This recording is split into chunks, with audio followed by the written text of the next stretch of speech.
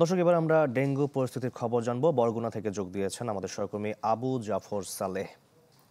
সালেহ, শাকিল, আসলে বছরের শুরুতে থেকেই কিন্তু বরগুনায় ডেঙ্গু পরিস্থিতি অস্বাভাবিক ছিল, যেটি হচ্ছে যে আসলে এখনো যদি বলি সেটি আসলে এখনো স্বাভাবিক পর্যায়ে আসেনি। যদি আপনাকে একটু পরিসংখ্যান বলি যে আসলে গত 24 ঘন্টায় কিন্তু 47 জন ডেঙ্গু আক্রান্ত রোগী ভর্তি হয়েছে বরগুনার বিভিন্ন হাসপাতালে, এবং কিন্তু 8,012 জন আক্রান্ত হয়েছে, এবং ডেঙ্গু আক্রান্ত হয়ে কিন্তু 14 জন মারা গিয়েছে। এবং যদিও সেটি সরকারি হিসাব, বেসরকারি হিসাবের সংখ্যাটি 59 জন।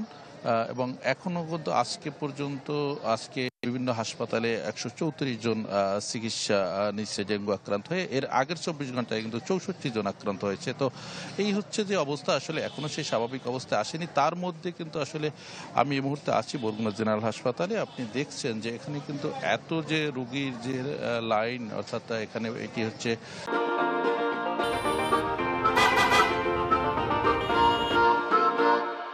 হাসপাতালের বহির্বিভাগ, অর্থাৎ হচ্ছে যে এটি 250 শয্যা হাসপাতাল। এখানে কিন্তু সকল জনবল বা অন্যান্য অবকাঠামোগত সব কিন্তু 100 শয্যা রয়েছে, কিন্তু চিকিৎসক সংকট, জনবল সংকট, ওষুধ সংকট সবকিছুই কিন্তু দীর্ঘদিনের সংকট এখানে। তার মধ্যে কিন্তু যে প্রতিদিন কিন্তু বহির্বিভাগে প্রায় 2 থেকে 300 রোগী, এবং হাসপাতাল ভর্তি থাকে প্রায় 3 থেকে 400-র উপরে রোগী।